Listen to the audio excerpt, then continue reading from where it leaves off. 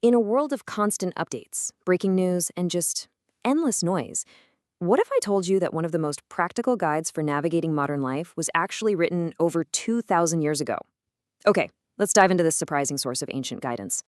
It's a real question, isn't it? We are absolutely drowning in information, but it often feels like we're starving for actual wisdom. Well, this is the central challenge that a thinker named Ben Sira tackled centuries ago, and believe me, his answers are shockingly relevant today. So, to really get his advice, we have to start where he does, right at the foundation. We've got to understand what wisdom even is, because his definition, it might not be what you're expecting. What's so interesting here is that wisdom isn't just a high IQ or knowing a bunch of facts. No, in this text, it's described as this fundamental quality of the universe itself, something created before all other things. The whole idea is that if we align ourselves with it, we can bring that same cosmic order into our own, chaotic lives. And this leads us to the core principle. When the text says the beginning of wisdom is to fear the Lord, it's not talking about being scared.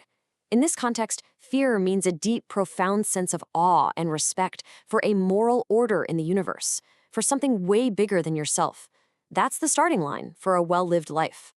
All right, so with that foundation in place, how do we start to build on it? Well, the next step is to turn inward. It's all about focusing on cultivating our own character. Ben Sira has a really surprising take on humility. He actually connects it directly to greatness. It's not about weakness or thinking less of yourself. It's more about having an accurate sense of your place in the grand scheme of things. And according to him, it's this exact attitude that makes you loved and helps you find favor. And this illustrates another key quality: patience. In an age of instant reactions, this advice is so powerful. The wise person doesn't just blurt things out. They stay calm. They wait. They hold back their words until the right moment. And the payoff? Better outcomes and a reputation for having real good sense.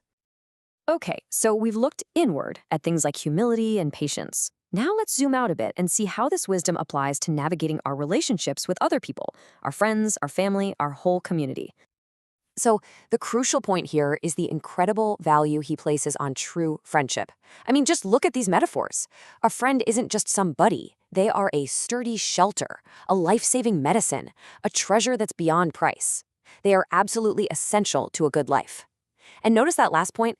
This kind of friend is found by people who live by that foundational principle of awe and respect. This makes the distinction crystal clear, doesn't it? On one side, you have the loyal friend who is a shelter in the storm. On the other, what the text calls the table companion. You know the type, the person who's only around when things are good and it's convenient for them.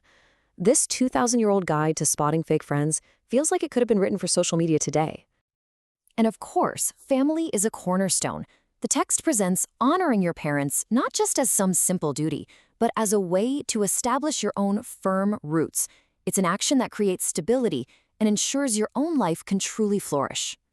But wisdom isn't just about what you should do. It's also about what you absolutely must avoid. So now we're going to pivot and look at the other side of the coin, the behaviors and attitudes that just destroy wisdom and lead directly to ruin. It all starts with pride. The text is totally unambiguous about this. Pride is hateful to both God and people. It's presented as the original mistake, the act of pulling your heart away from that larger moral order and making yourself the center of the entire universe. Next up, anger. Notice the absolute language here. Unjust anger can never be justified. This isn't a weapon you can use against others. It's a poison you drink yourself. The text frames it as a force that is purely self-destructive, one that pulls a person toward their own ruin. And finally, we get to the power of your words.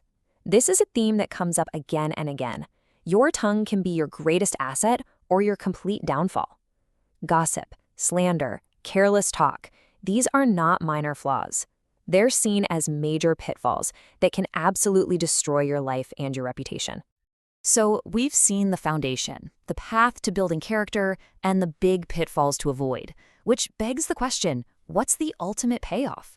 What does a life guided by these principles actually look and feel like? This slide just beautifully recaps the entire structure of this philosophy. It really is a journey, a roadmap. You start with the right mindset, you work on yourself, you manage your relationships, and you actively avoid those destructive behaviors. It's a complete system for living well. And the destination on that map? The blessings of wisdom. This isn't just about avoiding bad things. It's about achieving a state of real, profound well-being.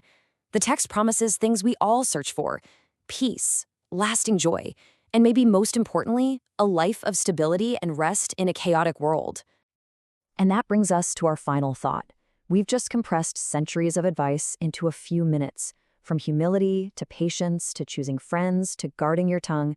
Of all these principles, what is the one rule that if you really applied it, could begin to change your life starting today?